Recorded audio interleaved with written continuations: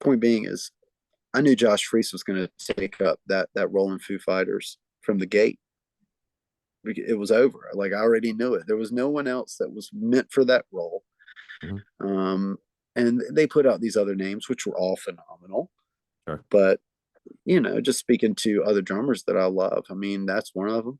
You know, he's just amazing. Like I like anybody who can put down something and you see it, you feel it, you hear it.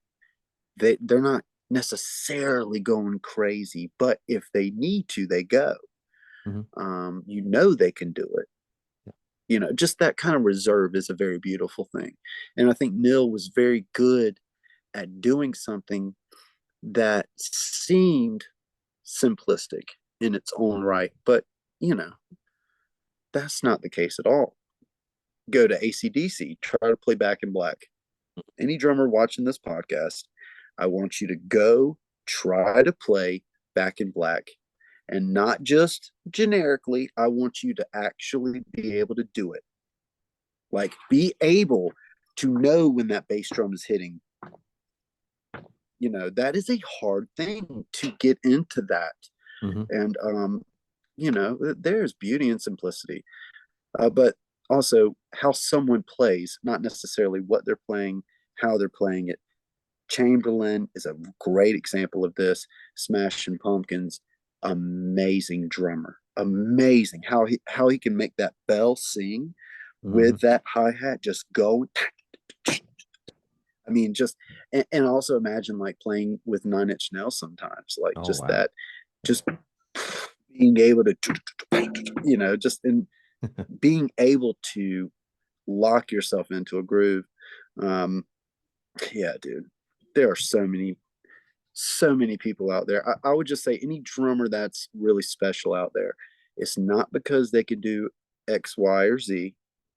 It's because of how they're doing it, and it's Mhm. because of who they're doing it with, and the phrasing and how they incorporate themselves with other people. You Mhm. know, Yeah. full stop. Yep. And how they listen, and react. There's a lot of that sort of um, you know, interplay. You have to think ensembly too when you're working in a band. There's things going on that are around you, like how you react to things too. It's a big sometimes, even with me having taught certain kids, it's one thing. It takes a while to sort of cultivate that of like the listening part. Like you're keeping time, but you have to be aware of your other players and what you're doing with them, because someone might do something, and you have to react to that. So that takes some time to get really comfortable doing. And to your point, yeah, it's like when you see certain players, it's like they may not be as technical, but when they play a certain thing, like, can you imagine something else being in there?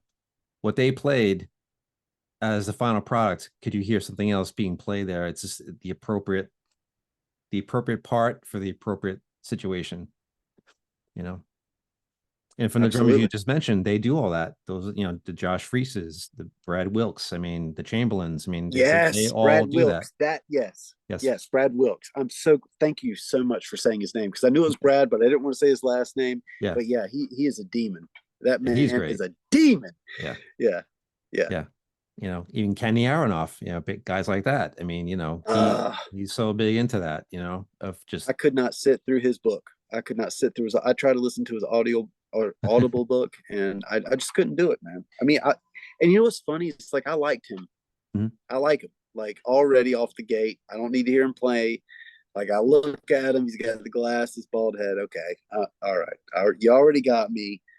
Okay, Yeah. but and not just because he's doing that. Obviously, it's because that man has, like all of us, he's got insecurities and he's had to Mhm. overcome them. And you know, Yeah. He's like don't, Joe. don't He's hate like, on somebody. yeah. Yeah, Speaking of G3, he's like Joe Satriani's twin brother now. They both are bald with right, glasses, so right, yeah, it's right. pretty cool. But Yeah. yeah, he's yeah, I mean the list goes on and on. It's amazing stuff. So yeah, that's a good batch of gatekeepers to, get you into what you're doing, It's pretty amazing. Well, they are. It's funny because I don't. You're right. You're right. They are. They kind of are the gatekeepers, and they, you know what, they deserve it. They put their time in for sure. But Neil Yeah. was never like that.